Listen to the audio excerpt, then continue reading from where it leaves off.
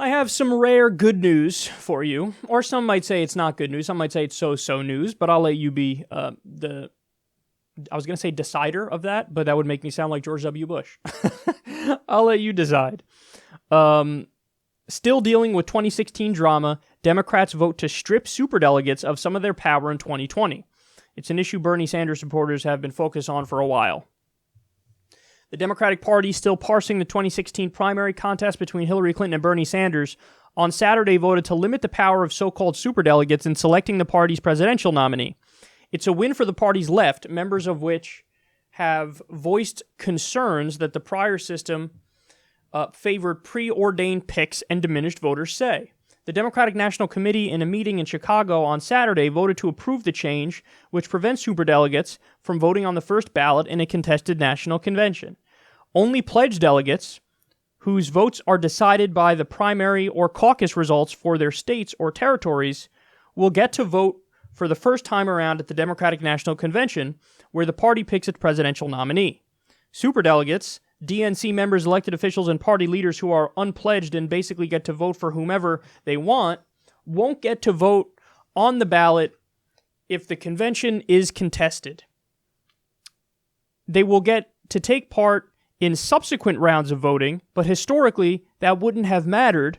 The Democratic nominee has been settled on the first ballot of every convention since the 1970s.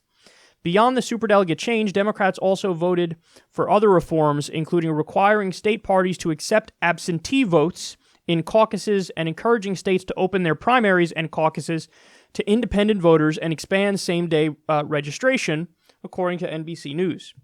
Not everyone was pleased with the superdelegate change. As Politico notes, some longtime Democratic Party officials fiercely opposed the overhaul, saying it would disenfranchise party insiders. Oh, please. NBC News reports that black delegates of the older generation specifically worried it would negatively affect black and Latino party leaders. Oh, my goodness. Look at what they're doing. You know what that is at the end, right? A last-ditch effort. They're like, maybe these reforms that make the Democratic Party more democratic are racist. They argue you're disenfranchising party leaders. No, if we keep the system the way it was, that would be disenfranchising the voters. Because you're saying, we get to override the will of the people. So you can't say that. It's not when we say, hey man, You're no longer allowed to override the will of the people. Your response can't be, you're disenfranchising me. No, because the whole point, the whole reason why this was an issue is because you had the potential to disenfranchise voters. So they flipped the truth on its head. That's so Orwellian. And this is the last-ditch effort of the desperate corporate Democrat, is always charges of racism and sexism. They claim people that are to the left of them are somehow racist or sexist.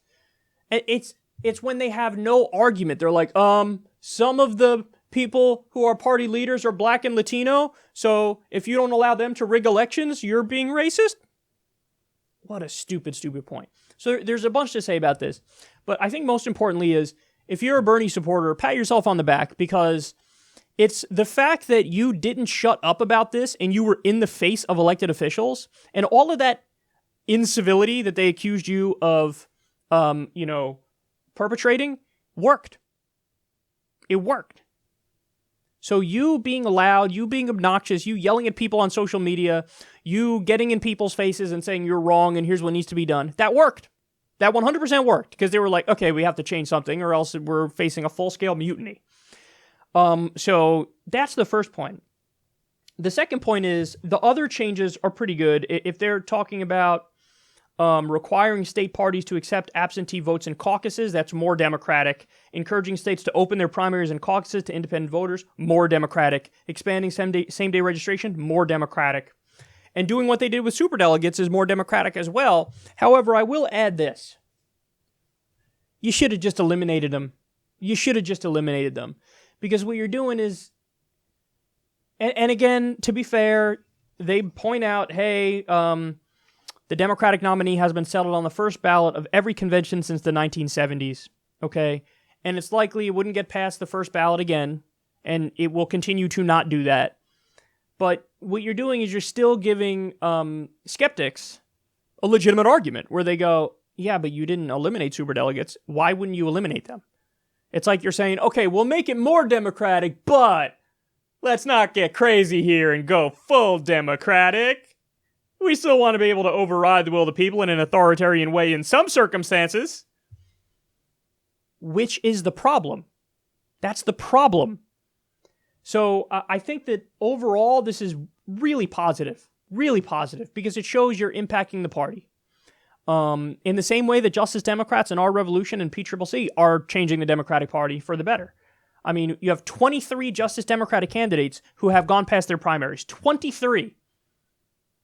That's a lot of wins, especially for a movement that permanently is at a financial disadvantage.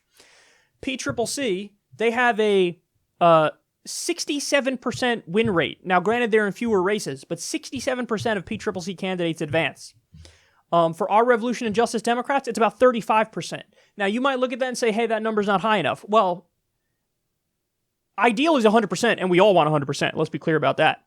But at the same time, you're not going to win them all, and since we're at a permanent disadvantage monetarily, that's actually a really good win rate, especially given the fact that they're both new groups. Our Revolution and Justice Democrats are brand new groups. So we have the momentum, we have the power, we're enacting change, and we have to not stop fighting, because when you keep fighting, good things happen. And you know what? Maybe this time we didn't totally get to eliminate superdelegates. Maybe the next time we do. You know, all I can say is this is a giant step in the right direction, even though it doesn't go far enough to totally eliminate superdelegates. I'm encouraged by this. But the next step is, at some point, we're going to get them to eliminate them, because this is just not acceptable. You shouldn't have any undemocratic measure in what's supposed to be the Democratic Party.